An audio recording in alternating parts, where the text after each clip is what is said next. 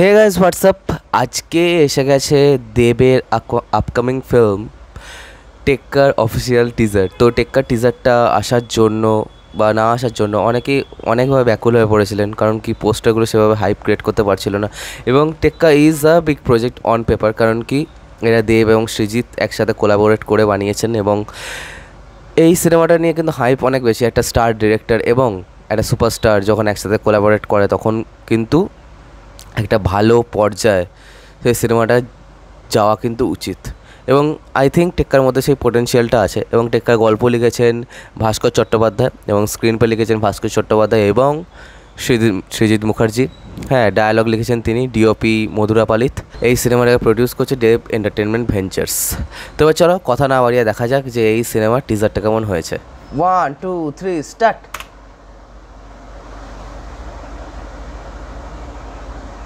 35 থেকে 40 বছর বয়সী একটা লোক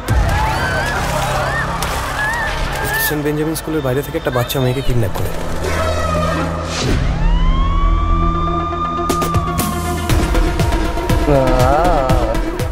হেভি দিমাগ, বেসিক্যালি ও একটু তার কাটা মাল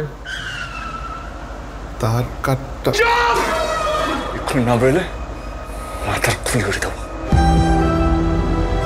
এই পৃথিবীর সবচেয়ে বড় অপরাধ কি জানেন ম্যাডাম? গরিব হয়ে জন্মানো। তোমরা আমাদের কথা ভাবো কোনোদিন? আমরা ভূতের মতন তোমাদের চারপাশে ঘুরে বেড়াই, একটা মুখও মনে থাকে। এবার থাকবে।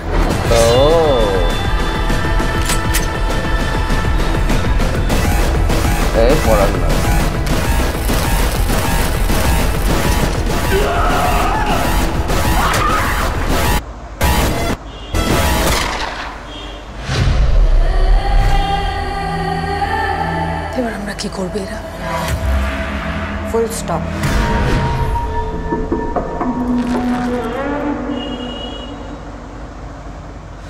তো টিজার তো দেখা হলো এবং I must say it was a really impressive teaser. মানে এত ভালো লেগেছে টিজারটা দেখে।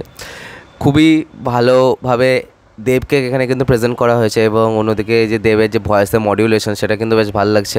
অন্যদিকে বেশ কিছু জায়গায় রুক্মিণীকে দেখা গেল এবং একটা খালি পোর্শনে স্বস্তিকাকে দেখা গেছে। তো তার যে একটা পোর্শন সেটা কিন্তু সলিড ছিল। এবং অন্যদিকে যদি আমি বলি যে দেবের কথা, দেবকে কিন্তু এখানে কমপ্লিট একজন অ্যাক্টর হিসাবে দেখা যাচ্ছে।